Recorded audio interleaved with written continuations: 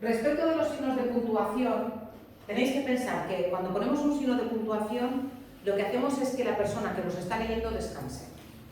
A mí me pasa a veces que cuando corrijo textos vuestros y escribís 6 líneas sin poner ni un punto, si yo leyera eso en voz alta, me moriría.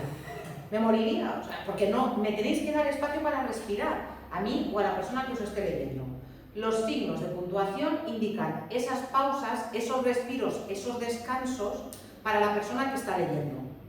Además de todo eso, tenéis que pensar que en el caso de los signos de puntuación hay algunos que son obligatorios y que están muy claros. O que está muy claro que hay que ponerlo, que no hay que ponerlo, en algunos casos. Entonces, estos en los que está tan claro no hay ningún problema, pero también tenéis que pensar que hay algunos que son un poco a gusto del consumidor. Hay algunos signos de puntuación, especialmente comas, en fin, que hay autores que son más tendentes a poner más comas que otros, y también en el caso de los puntos, yo me puedo encontrar con que una secuencia como la que os he puesto antes, Juan lee, María ve la televisión, yo, si soy escritora, esa secuencia la puedo unir mediante una coma, Juan lee, coma, María ve la televisión, punto, pero también la podría unir por puntos. Podría decir Juan lee, punto, María ve la televisión, punto. Podría, en lugar de hacer una oración compleja, tener dos oraciones simples. Y eso sí que va a ir un poco a gusto del escritor. Hay escritores que ponen más puntos, o personas que escriben que ponen más puntos, y cuando se ponen más puntos el texto es más rápido y más ágil. Cuando ponemos más comas y hacemos más frase larga, el texto es más lento. Y tenemos también que tener más cuidado de no perdernos por mitad del texto. Cuando hacemos frases sencillas, sujeto, verbo, complementos, punto, conector, sujeto, verbo, complemento, punto, conector, sujeto, verbo, complemento, es más difícil que nos perdamos en la redacción. Pero cuando empezamos con frases muy largas, con muchas comas, es más difícil hacerlo bien, hay que tener más práctica.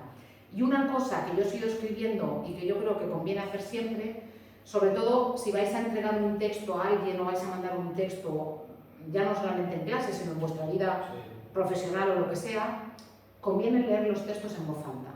Cuando uno lee sus propios textos en voz alta, se da cuenta de muchas cosas. Te das cuenta, por ejemplo, de si te ahogas y te falta un punto. Te das cuenta de si has empezado bien y luego te has perdido. Y muchas veces leyendo, como en tu mente tú sabes lo que quieres decir, la mente nos engaña y tú lees aquello que tú quieres decir, no aquello que pone el papel. Pero cuando tú lees en voz alta, tú lees lo que está escrito. Y es cuando te das cuenta. Por tanto, mi consejo es que siempre, sobre todo si lo que vais a enviar es un texto importante, aunque os parezca ridículo, no es ridículo. Leed vuestros textos en voz alta y vais a ver cómo mejoran mucho. Mucho, de verdad, ¿eh? Bueno, entonces, teniendo en cuenta esta salvedad que os he dicho, que hay algunos signos de puntuación que van un poco a gusto del consumidor, yo os voy a explicar lo que no es a gusto del consumidor. Yo os voy a explicar lo que es obligatorio. Hacer o no hacer. Y vamos a empezar, en este caso, con el punto. ¿Cuándo utilizamos el punto? Utilizamos el punto al final de una cláusula, de una oración simple o de una oración compuesta que tiene sentido completo. En ese caso ponemos un punto y después, evidentemente, después de punto vamos a escribir una mayúscula. ¿Cuándo escribimos también punto? Cuando redactáis diferentes secuencias con diferentes subtemas, tendríais que poner punto aparte. No seguido, sino aparte. Imaginaos que yo os pido un texto largo en el que os pregunten causas y consecuencias de la Primera Guerra Mundial, ¿vale? Tendríais que hacer primero un párrafo de introducción, eso siempre, luego tendríais que hacer un párrafo de causas, punto y aparte, un párrafo de consecuencias y luego, punto aparte, un párrafo de conclusión. Por tanto, los puntos y aparte se ponen cuando yo pongo diferentes ideas y ya, si queréis ser maestros, si lo queréis hacer muy bien, no maestro de profesor, sino maestros a la hora de escribir, suele estar muy bien que los párrafos tengan más o menos la misma extensión. Hacer, por ejemplo, un párrafo de 20 líneas y luego 2 párrafos de 3 líneas, malo. Y también os recuerdo que poner mucho párrafo corto va en contra de la cohesión del texto. El texto tiene que ser, cada párrafo tiene que tener una idea. Sí, de repente ha sonado música angélica por ahí. Vale, cada párrafo tiene que tener una idea y la idea tiene que estar desarrollada en el párrafo. Entonces, hacer líneas muy cortas no funciona.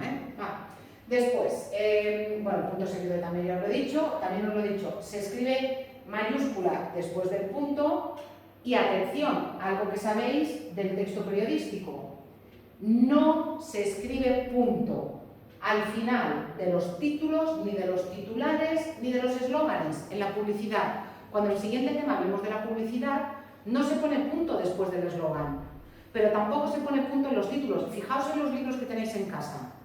Si recuperáis CD o si vais a las bicicletas son para el verano, en la portada no pone CD, punto, ni pone las bicicletas son para el verano, punto. Lo mismo ocurre en los titulares de los periódicos, en los titulares de las revistas y en los títulos de los capítulos. ¿Veis que aquí no hay ningún punto después del título del capítulo, del subapartado?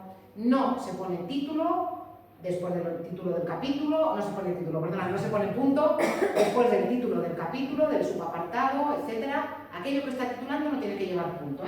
Aquí tenéis diferentes ejemplos: diccionario de español, manual no sé qué, capítulo tal, reflexiones. Ahora, ¿qué ocurre con las abreviaturas? Las abreviaturas, es decir, cuando cortamos la palabra porque no queremos escribirla completa, después de las abreviaturas ponemos un punto. Y en ese caso, después solo pondríamos mayúscula si la mayúscula es necesaria por algo que estamos diciendo. Os me explico. Si por ejemplo ponéis señor Germán, señor se abrevia así, SR punto, y evidentemente después Germán tiene que ir en mayúscula porque es un nombre propio. Pero imaginaos que estáis abreviando administración de lotería. A mí era una cosa que me maravillaba cuando era pequeña y veía Admon de lotería. Yo decía, ¿qué debe ser Admon? ¿Quién debe ser Admon? No sabía quién era. Admon es la forma de abreviar administración. Si no, el cartel sería así. Entonces, ponen Admon punto, pero después de va en minúscula. Porque el punto, en este caso, el punto es de la abreviatura. El punto es de la abreviatura. No es el punto seguido, punto final, que nos encontraríamos aquí. Y también aprovecho para deciros que el punto se pega siempre, igual que la coma, cuando escribimos a ordenador, a la palabra, se pega siempre a la palabra y el espacio se deja después. Porque si dejáis el espacio antes, lo que os puede ocurrir es que lleguéis al final de línea y os quede un punto empezando el párrafo siguiente. El punto se pega, ¿sí? Y también, ya que estoy, os lo cuento. En el caso de las abreviaturas, si la parte que yo estoy abreviando de la palabra tiene tilde, cuando hago la abreviatura la tilde se mantiene. En Admon, como administración lleva tilde en la O, cuando yo hago Admon tiene que llevar tilde. Si yo abrevio página como PAG, como la A lleva tilde, tengo que conservar la tilde. La abreviatura conserva la tilde porque sigue la regla ortográfica aunque sea la abreviatura. ¿Qué más? ¿Qué ocurre con las siglas? ¿Sabéis lo que es una sigla, verdad? Sí. Una sigla es, pues en lugar de decir la ONU, digo, en lugar de decir Organización de Naciones Unidas, digo ONU, que es más corto. En el caso de las siglas, no se pone punto. No es O.N.U. En el único caso en el que se pone punto después de las siglas es en esa cosa tan rara que hace el castellano, que yo sepa no hace ninguna otra lengua del mundo, que son estas siglas dobles. Cuando en castellano la palabra que estamos abreviando en forma de sigla es una palabra plural, Estados Unidos, lo que hacemos es que ponemos EEUU. Vale, pues cuando hacemos EEUU, esta es la forma correcta de escribir. Cuando abreviamos relaciones públicas, tendríamos que hacer esto. A ver si pinta. Ahora esto no se abre. En teoría, si ya la has dado, tiene que ir. Vale, sí, igual me pasa un poco, ¿no? Igual me pasa un poco. ¿Ahora no borra esto? ¿Ahora no borra esto? El de abajo, ¿no? El de abajo. Perdonad. No, pero se le va. Se le va la olla, ¿no? Pues como a todos, y más a estas alturas del día.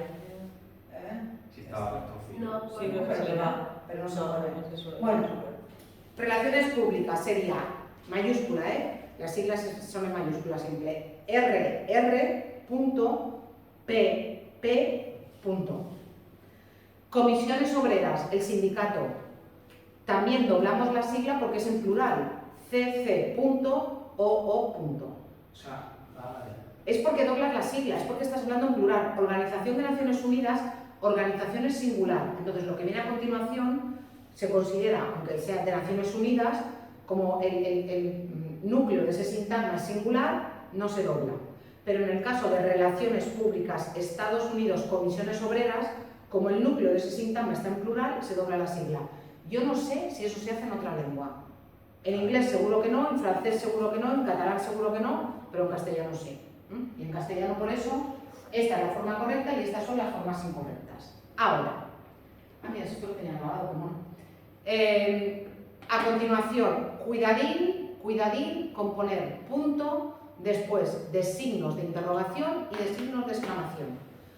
En el signo de interrogación y en el signo de exclamación ya tenemos el punto. Entonces, si ya tenemos el punto, no tenemos que ponerlo. Recordad, cada vez que tenéis un asterisco quiere decir que lo que viene a continuación es incorrecto. Esta es la forma correcta. Estas formas son incorrectas porque ya tengo el punto en el signo de interrogación o de exclamación y no lo tengo que poner. Y aprovecho también para recordaros que en castellano se pone signo de interrogación y signo de exclamación al principio. Y ahora que he visto del asterisco, porque por ejemplo cuando escribes por WhatsApp y te equivocas, Sí. pones asterisco y luego la palabra bien. Efectivamente. Pero está bien eso. No, en realidad es al revés, pero como al final el WhatsApp tiene su propio código, Vale. ya está admitido. Ya está admitido. Vale, queda claro entonces lo del punto. Por favor, cuidado con todo esto que os he marcado. La coma. Si me hubieran dado €1 en mi vida, cada vez que corregir una coma entre el sujeto y el verbo, haría tantos años que estaría viviendo en las Seychelles sin trabajar, que de verdad lo tendría que haber puesto, lo tendría que haber puesto. Bueno, si el punto indica una pausa fuerte o muy fuerte, si es un punto y aparte, en el caso de la coma indica una pausa débil. Indica una pausa básicamente pues, para coger un poquito de aire y también una pausa para organizar el discurso. Por tanto, sería una pausa breve o una pausa para separar elementos en una enumeración. Por ejemplo, nunca tenemos que utilizar una coma en un listado de elementos unidos por ni. Ni estudia ni trabaja no lleva coma. El ni lo hiciste ni lo intentaste no tenemos que poner coma. Sí que tenemos que poner coma si el listado va unido con una i al final. Si yo digo he ido al mercado y he comprado peras, coma, manzanas, coma, coliflores, coma, coles y zanahorias, punto, esa es la forma correcta de hacerlo. Pero si yo tengo una enumeración con nies, no le tengo que poner una coma antes de cada ni. Esas también, así los vais a encontrar, porque de eso me encuentro yo así. ¿Cuándo más utilizamos las comas? Las comas las utilizamos para separar acotaciones, explicaciones a algo que he dicho antes. Y en ese caso, esas comas indican que lo que digo lo podría quitar y la oración seguiría teniendo sentido. Viene a ser una explicación. Cristóbal Colón, coma, explorador genovés, coma, es conocido como el descubridor de América. Si yo quito esto, si yo quito explorador genovés, lo que me queda es una oración que funciona perfectamente. Cristóbal Colón es conocido como el descubridor de América. En estos casos, por favor, tenéis que poner una coma al principio y al final de esa acotación. Aquí en realidad, si os fijáis, es como si tuvierais un paréntesis. ¿Lo veis? Eso, de hecho, podríais ponerlo entre paréntesis. ¿Y qué significa? Significa que es una información que yo añado, algo incidental que podría quitar perfectamente. O aquí, el policía, coma, según los testigos, coma, abusó de su autoridad. El policía abusó de su autoridad. El policía, según los testigos, abusó de su autoridad. Si esos incisos, esas explicaciones están bien hechas, podéis quitarlas y el resto de la oración tiene que poder leerse sin dificultad. Entonces eso quiere decir que la coma está bien utilizada, ¿vale? ¿Cuándo más utilizamos la coma? Utilizamos también la coma en el vocativo, y ya sabéis lo que es el vocativo porque lo estudiamos, ¿eh? El vocativo sería esa parte de la oración que yo utilizo para llamar a alguien, ¿eh? Niños, coma, no sé dónde estaban los ejemplos, de verdad, niños, coma, a comer. Sí. También utilizamos la coma si yo digo algo y después podría repetir el verbo. Si no quiero repetir el verbo, también pongo la coma. Los jóvenes deben escribir en el módulo, los niños en su cuaderno. Los niños deben escribir en su cuaderno. Entonces, para no repetir, como ya he dicho el verbo antes, lo que pongo es una coma. Y en este caso, para que no se confunda, la coma de antes la sustituiría por un punto y coma. En el tema siguiente hablaremos del punto y coma. No en este, me parece que no es en este. O sí, no, es en este. Ahora hablaremos del punto y coma, ¿eh? Después, también utilizamos la coma delante de las conjunciones adversativas, pero más y aunque. Pero no antes de sin embargo y no obstante, que se llevarían punto y coma, ¿eh? Y ya sabéis que después de la coma ponemos minúscula, excepto si se trata de encabezamientos de correos electrónicos o de mensajes. Y ahora, dejadme que os explique una cosa. Yo soy la primera que hago esto, pero la RAE sigue diciendo que esto no es correcto. La RAE sigue recomendando, no diría que no es correcto, la RAE sigue recomendando esto, los dos puntos. ¿Por qué ponemos coma? Básicamente por la influencia del inglés. En los encabezamientos de las cartas y de los correos electrónicos en inglés se pone coma. En castellano habíamos puesto toda la vida dos puntos, pero ahora cada vez más por influencia del inglés ponemos una coma.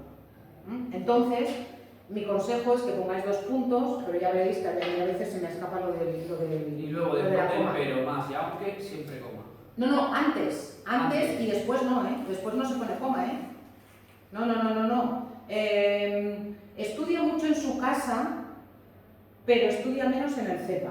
Estudia mucho en su casa, coma, pero estudia menos en el CEPA. Esa coma también es optativa, porque esa coma la puedes poner o no. No siempre hay que poner una coma antes de pero. Quiso ir, mas no pudo, o quiso ir pero no pudo, y ahí no pondré una coma. Esa sí que es un gusto del consumidor. Pero si tenéis que poner algo, tiene que ser antes y nunca después. Y ahora, el meollo de la cuestión, ¿sí? El meollo de la cuestión, lo de la coma entre el sujeto y el verbo. ¿Cuándo no debéis poner comas? No debéis poner comas cuando seguís el orden lógico en castellano. El orden lógico en castellano de una oración es sujeto, verbo, complemento directo, complemento indirecto y complemento circunstancial. Si vosotros seguís ese orden y ponéis Juan contó un chiste ayer, o imaginamos, Juan contó un chiste a su hermano ayer, que en este caso tendríais directo e indirecto, no podéis poner ninguna coma entre ningún elemento de esa enumeración. No podéis poner una coma entre el sujeto y el verbo. No podéis poner una coma entre el verbo y el complemento directo. No podéis poner una coma entre el complemento directo y el complemento indirecto. Cuando seguís el orden lógico en castellano. Claro, sería luego, después para hacer la otra siguiente frase, ¿no? O cuando queréis llevaros un elemento delante. Si por ejemplo decís a su hermano, coma, Juan le contó un chiste ayer, en ese caso sí que podéis poner una coma, porque como os estáis saltando el orden, os estáis llevando una parte de la oración delante, tenéis que ponerle una coma. Ayer por la tarde, coma, Juan contó un chiste a su hermano. Me estoy llevando esa parte de la oración que en teoría tendría que estar al final, me la estoy llevando al principio y la marco con una coma. Estoy marcando que ese no es el orden lógico. ¿Qué ocurre? Y aquí, y de todas estas, y de verdad, muere un gatito cada vez que ponéis una coma entre el sujeto y el verbo, ¿eh? Muere un gatito, y me da mucha pena que mueran gatitos, no podéis poner una coma entre el sujeto y el verbo. ¿Qué ocurre con la coma entre el sujeto y el verbo? Que es verdad que cuando hablamos muchas veces hacemos esa pausa. Juan vino ayer. ¿Quién vino ayer? Juan vino ayer. Es verdad que lo hacemos eso cuando hablamos, pero cuando escribimos no lo podemos hacer. No podemos poner una coma entre el sujeto y el verbo. Sí que podemos poner una coma si lo que viene es un inciso, si lo que viene es una acotación como las de antes. Sí. Si yo digo Juan, el primo de María, el primo de María, coma, vino ayer, aquí sí que puedo poner comas, porque en realidad esta no es una coma que esté separando el sujeto del verbo. Estas comas me sirven para la acotación, ¿lo veis? Que es esta que puedo quitar y que luego en la oración me quedaría Juan vino ayer. Y repito, es verdad que hablando lo hacemos, es verdad que hablando decimos Juan vino ayer, o la profesora explicó muy bien la lección. Lo hacemos hablando, pero escribiendo no lo podéis hacer, no podéis poner una coma entre el sujeto y el verbo. Y no podéis poner una coma entre el verbo y el complemento directo. Si seguís el orden normal, no podéis poner comas. Si os saltáis el orden y os lleváis alguno de los elementos que están detrás delante, sí que tenéis que poner comas. Y en el caso del complemento circunstancial, si es muy cortito, tampoco sería obligatorio. Si por ejemplo decís ayer llovió, yo no pondría una coma después de ayer. El orden lógico sería llovió ayer. Pero yo en este caso, que es un circunstancial de tiempo, que es muy normal que estén delante y que son muy cortitos, otra cosa sería si me dijerais ayer, miércoles 8 de marzo, por la tarde, llovió en Palma.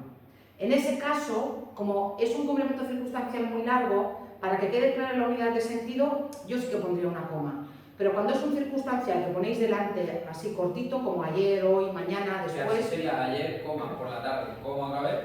Perfecto, Vale. Eso estaría bien. Sí, esas son opcionales, pero lo que no es opcional es poner una coma entre el sujeto y el verbo, que no se puede. ¿Queda claro? Sí. De verdad, que mueren muchos gatitos, Ah, y otra cosa. La coma del vocativo todo el mundo ve que es diferente, La del vocativo es la de llamar, La de llamar. Hay muchos vídeos muy graciosos o muchos memes muy graciosos en internet de este tipo.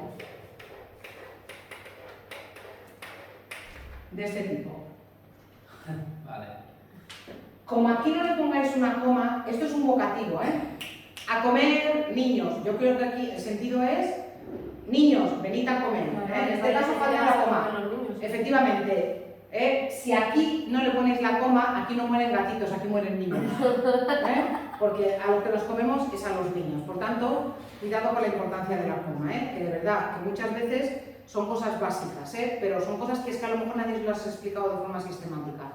Que eso también, todos los profesores damos por hecho que la gente sabe poner signos de puntuación y a lo mejor en ningún momento se han explicado sistemáticamente cómo poner signos de puntuación. También es error nuestro, Vosotros en primero y en segundo ya empezasteis, que yo ya os expliqué algunas cosas, Sí. Venga, terminamos con el punto y coma, a ver si me da tiempo todavía de repasar para el examen. ¿Cuándo usamos el punto y coma? El punto y coma lo utilizamos básicamente en estos 4 casos que tenéis aquí. Utilizamos el punto y coma para indicar una pausa mayor que la coma pero menor que el punto. Y esta también es un poco a gusto del consumidor. Si yo digo, por ejemplo, Juan lee, María mira la televisión, estas 2 cláusulas, esas 2 proposiciones, las podéis unir con un punto, las podéis unir con una coma y también las podéis unir con un punto y coma. Yo, por ejemplo, no soy muy partidaria de usar puntos y comas en esos casos, pero hay gente que usa muchos puntos y comas. Entonces, ahí es simplemente la medida de la que vosotros queréis que sea la pausa. Si queréis que sea una pausa muy cortita, Juan lee, coma, María mira la televisión. Si queréis que sea una pausa media, Juan lee, punto y coma, María mira la televisión. O, si queréis que sea una pausa larga, Juan lee, punto, María mira la televisión. Pero estas, las 3 serían correctas y ahí sí que sería un poco a gusto vuestro.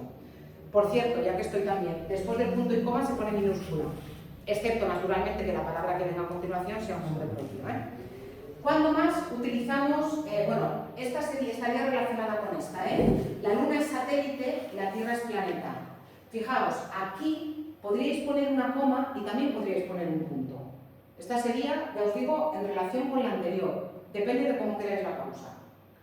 Donde no podéis elegir el uso del punto y coma es cuando antes habéis utilizado la coma para separar elementos más pequeños. Si antes habéis utilizado la coma para separar elementos más pequeños, los elementos más grandes dentro de la oración tienen que ir separados por punto y coma.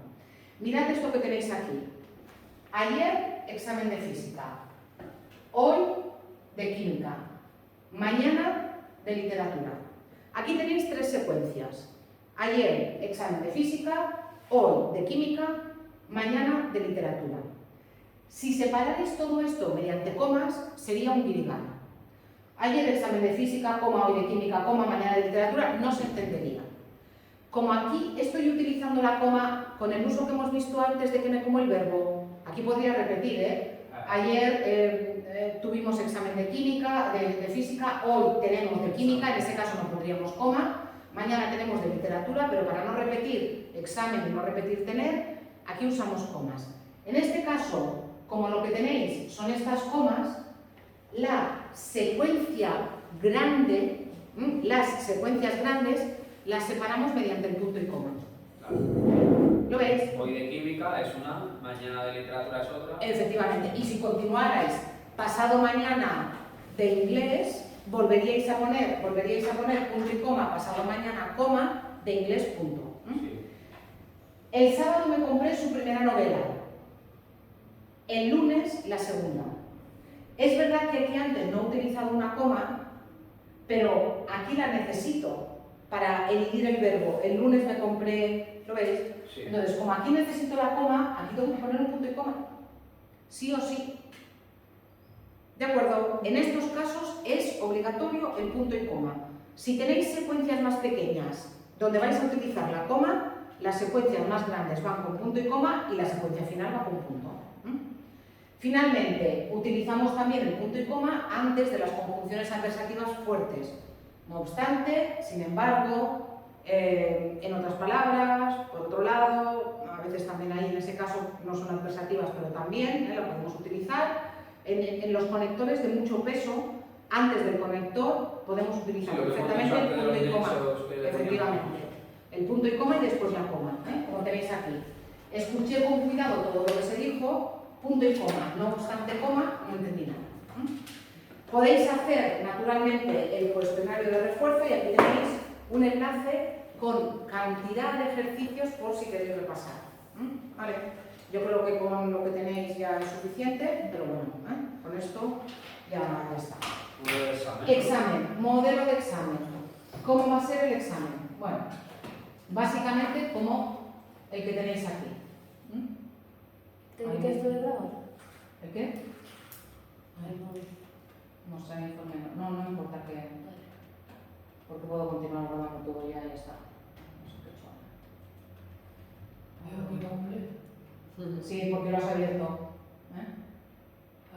Lo has abierto, nada. No sé, informe. No sé qué he hecho ahora. ¿Por qué no lo he hecho?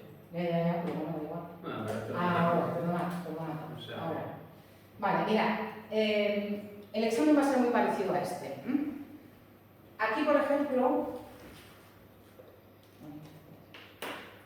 aquí empiezo con el texto periodístico. Del texto periodístico, aquí lo que había era un texto, en este caso una noticia, cada uno le va a salir una diferente.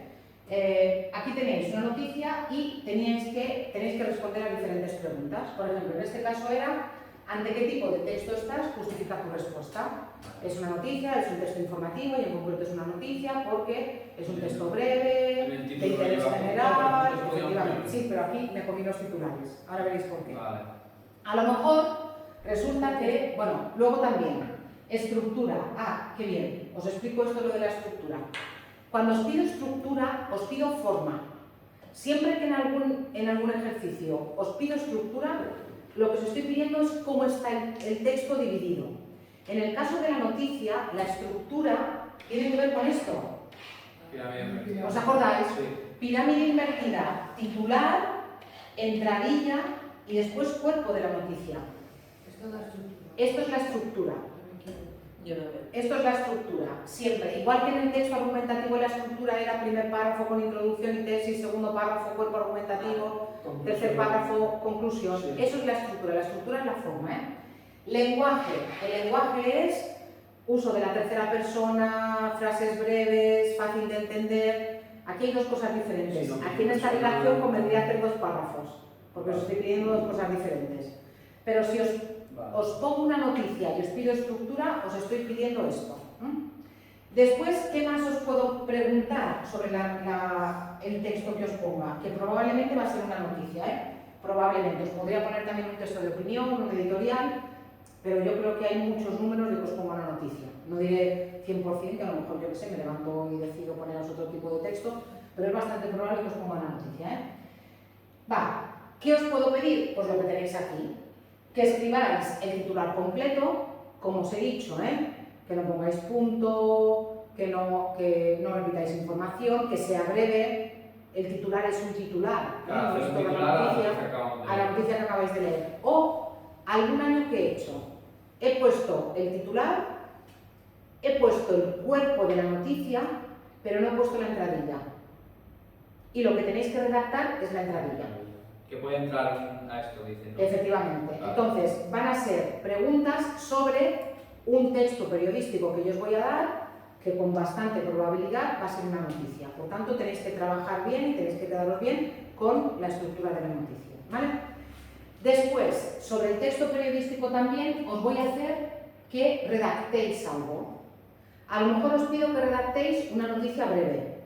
A lo mejor os pido que redactéis la entradilla de una noticia. O a lo mejor, que eso también me gusta, os pido que redactéis una breve carta al director a partir de la noticia que os he dado. Imaginaos, en la actividad de refuerzo creo que teníais un texto que era sobre el desperdicio de los alimentos en Baleares, ¿no?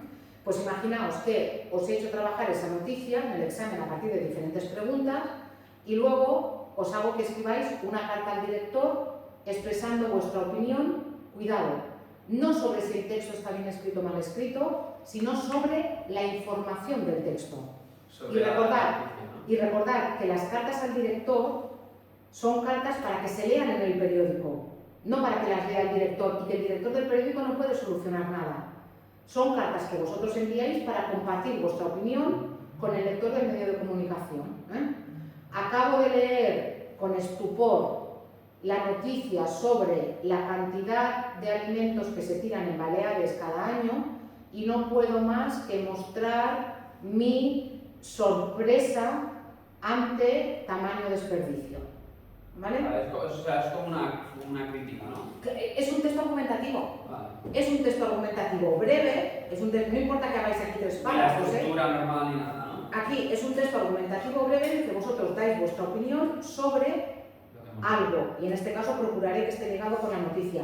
No sé si fue el año pasado o el otro, puse la noticia esta del presidente de OK Cash que regaló no sé cuánto dinero a sus trabajadores, que repartió no sé cuántos millones por Navidad a sus trabajadores.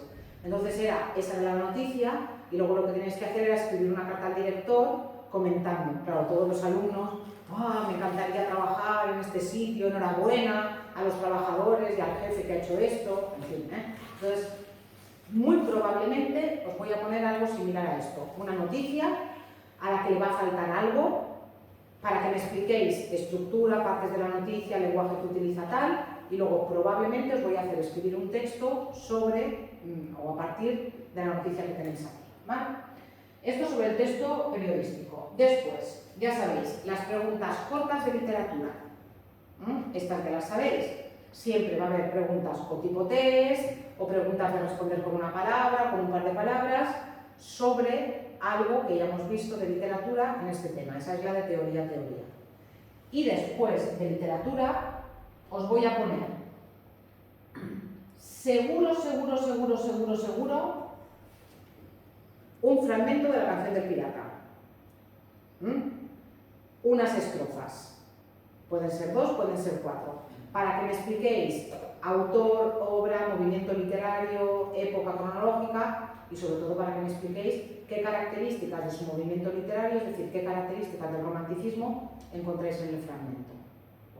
¿Vale? También os voy a poner una como esta. ¿Vale? Lee con atención el poema que sigue, a lo mejor no os digo que es de Becker, bueno, sí que lo voy a decir, porque sobre todo, no, porque puede ser que sea un poema que no tengáis en el dossier. Si es un poema que no tenéis en el dossier, os voy a poner que es de Becker, y responde las preguntas. De las 4 partes en que se dividen las rimas, ¿en cuál las situarías y por qué? Y después haz un análisis métrico del poema para que me digáis, ya lo veréis, 4 estrofas de 4 versos, lo veis, riman frente con pareces, celeste con nieve, es decir, riman asonante los versos pares y los impares quedan libres, los versos más largos son de 11 sílabas y los más cortos son de 7. Si es que no importa ni medirlo, porque es la métrica que suele utilizar Becker. A lo mejor, aquí también os pregunto cómo han llegado las rimas de Becker hasta nosotros. Para que me contéis que Becker perdió el manuscrito porque entraron en casa del ministro y que a partir de ese momento Becker intentó recordar de memoria las rimas, que él murió sin publicar el manuscrito y que luego sus amigos lo publicaron ordenándolas. ¿Os acordáis? ¿Os acordáis? Pues eso a lo mejor también me lo pregunto. Y a continuación, nada, preguntas de sintaxis, ¿sí? Y luego preguntas de signos de puntuación, que es bastante probable que las de signos de puntuación sean tipo test. Que no sean de corregir, o sea, no sean de escribir, sino que sean tipo test. Por tanto, recapitulo. Noticia, un texto periodístico que vais a tener que escribir vosotros, pregunta corta de literatura, pregunta de texto de literatura, o 2, una de Becker seguro, y luego sintaxis y signos de puntuación. La sintaxis un punto y los signos de puntuación también un punto. Y ya está.